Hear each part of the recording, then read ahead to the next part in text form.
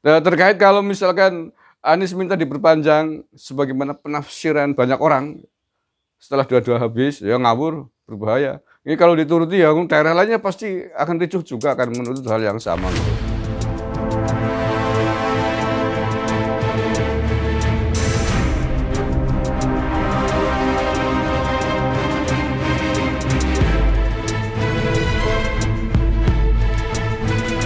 Assalamualaikum warahmatullahi wabarakatuh.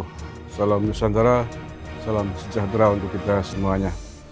Saudara-saudaraku sebangsa setanah air yang saya cintai, saya banggakan, baru saja cukup ramai menjadi perdebatan terkait isu adanya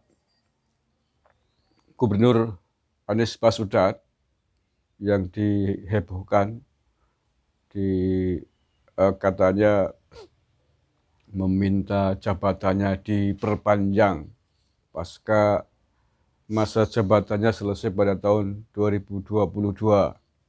Satu, yang kedua, dari pihak pendukung Anies juga dikabarkan membuat framing negatif terhadap pemerintah yang katanya bahwa mengganjal Gubernur Anies Baswedan menjadi calon presiden. Nah, terkait dengan kontroversi isu baru ini, di antara yang sudah bereaksi keras adalah Ketua DPRD DKI Jakarta yang mengatakan bahwa Anies Baswedan telah berbohong dengan penyelenggaraan Pilkada serentak tahun 2024 itu. Bahwa memang Pilkada 2024 secara serentak, tidak hanya di Jakarta ya, itu berlaku bagi seluruh wilayah di Indonesia ini. Undang-Undang Nomor 10 tahun 2016 yang mengatur soal pilkada. Jadi tidak hanya mengatur DKI Jakarta, tapi mengatur pemilu dan pilkada seluruh Indonesia. Dan itu dibuat tahun 2016. Artinya sebelum Anies menjadi gubernur DKI Jakarta. Oleh karena itu ketika ada tuduhan bahwa undang-undang itu dibuat untuk mengganjal Anies, saya kira salah berat ya, keliru berat. Itu hanya baper aja saya kira. Jadi undang-undang itu kan mengatur begini, bagi kepala daerah dalam kurung gubernur, bupati, wali kota gitu ya, dan wakilnya tentu saja, yang masa jabatannya habis pada tahun 2022 atau habis pada tahun 2023, maka artinya ada kekosongan waktu sekitar 2 tahun atau setahun. Bagi yang selesai tahun 2022 kayak Jakarta Anies itu ya, berarti ada kosong waktu 22, 23, 24, hampir 2 tahun. Yang habis 23 itu kosong 1 tahun. Itu akan dipilih penjabat gubernur atau kepala daerah sementara sampai dilaksanakan pilkada serentak pada tahun 2024. Jadi bukan karena untuk hanya untuk Jakarta saja, bukan. Ya, jadi dari sini jelas sekali bahwa tidak benar kalau pilkada serentak 2024 itu ada kepentingan politik untuk mengganjal Anies. Ya, memang itu tidak benar sekali, ngawur itu yang memframing begitu, nggak tahu undang-undang namanya itu, nggak baca undang-undang atau membutakan diri hanya sekedar framing politik untuk Anies, ngawur itu, bahaya itu. Nah, siapakah yang berwenang menunjuk penjabat kepala daerah sementara, baik gubernur, bupati, wali kota itu yang punya otoritas sesuai dengan aturan di undang-undang itu adalah Menteri Dalam Negeri. Jadi nanti Menteri Dalam Negeri diatur menunjuk 3 nama calon gubernur pengganti ini.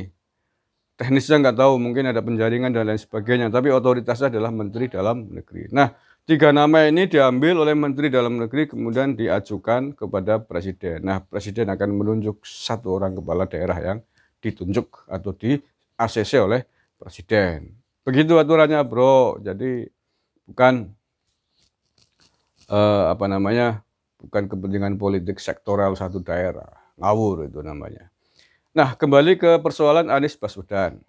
Kalau saya lihat beritanya, isu itu beredar dari sebuah acara di Bali yang dihelat oleh Partai Amanat Nasional yang mengundang Anies dalam sebuah acara workshop lah beberapa hari yang lalu lah, belum lama ya. Itu di situ memang mensiratkan, sekali lagi mensiratkan, kalau saya nilai mensiratkan bahwa Anies memang ingin melanjutkan menjadi gubernur setelah selesai tersirat ya, tersirat. Karena secara tersurat di teks atau narasinya tidak menyebutkan itu, tapi tersirat. Ya. Baik, agar lebih jelas coba apakah penafsiran Anda sama dengan penafsiran saya atau tidak gitu. Ini saya baca beritanya ya.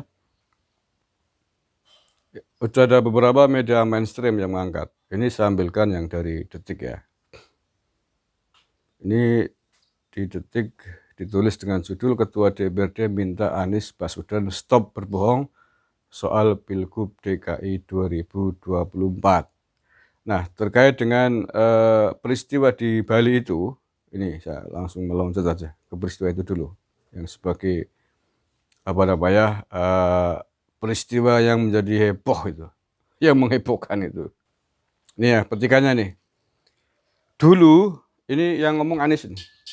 Dulu rencananya nanti tahun terakhir baru mulai kampanye. Ternyata nggak ada pilkada tahun depan. Jadi ya sudah, kita kerja terus aja, nggak ada kampanye tahun depan. Kalau ada pilkada tahun depan, kita kampanye. Tapi karena nggak ada kampanye, berarti tahun kelima, titik-titik, kalau pilkada nggak ada, ya sudah, kita terusin saja kerja sampai terakhir. Nah, papar Anies di workshop nasional DPP PAN di Bali pada hari Senin 4 Oktober yang lalu. Dikutip oleh Detik News. Nah kan, saya ulangi ini memang multitafsir. Dulu rencananya nanti tahun terakhir baru mulai kampanye. Ternyata nggak ada pilkada tahun depan. Jadi ya sudah, kita kerja terus saja, nggak ada kampanye tahun depan. Tahun depan berarti kan maksudnya kan tahun 2022. Karena kan tahun 2021 ya. Kalau ada pilkada tahun depan, kita kampanye. Oke.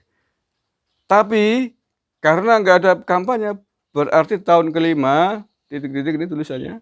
Kalau pilkadanya nggak ada, ya sudah, kita terusin saja kerja sampai terakhir. Ya ini memang berarti kan pada tahun kelima nggak ada kampanye karena pilkadanya diundur tahun 2024. Kita terusin saja. Berarti kan meneruskan setelah tahun 2022 ini. Ini penafsiran ya.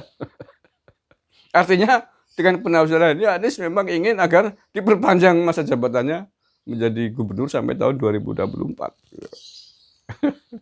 Ya kan begitu pengertiannya nih. Nih. Tapi karena nggak ada kampanye, berarti tahun kelima, titik-titik, kalau pilkadanya nggak ada, ya sudah, kita terusin saja kerja sampai terakhir. Gitu.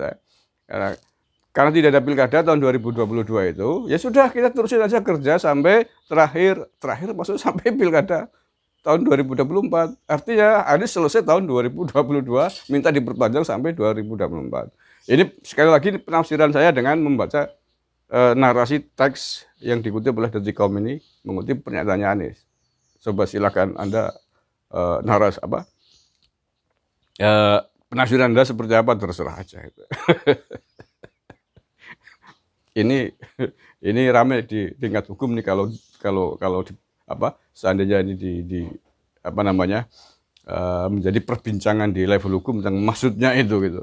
Nah ini ada kata selanjutnya. Dalam keterangan pers, Prasetyo Edy Marsudi, tercantum keterangan pendukung Anies yang menduga bahwa pengunduran Pilgub DKI menjadi 2024 karena ada upaya mengganjal Anies. Dugaan semacam itu disampaikan loyalis Anies bernama Gis Khalifah. Demikian menurut keterangan pers tertulis Prasetyo Edy Marsudi. Pertama, elektabilitas Anies yang tinggi, Pilkada Jakarta 2022 diundur ke 2024. Sehingga begitu jabatan Anies sebagai Gubernur Jakarta selesai 2022, Anies tak dapat mengikuti Pilkada Jakarta untuk memperpanjang masa jabatan, kata Gis.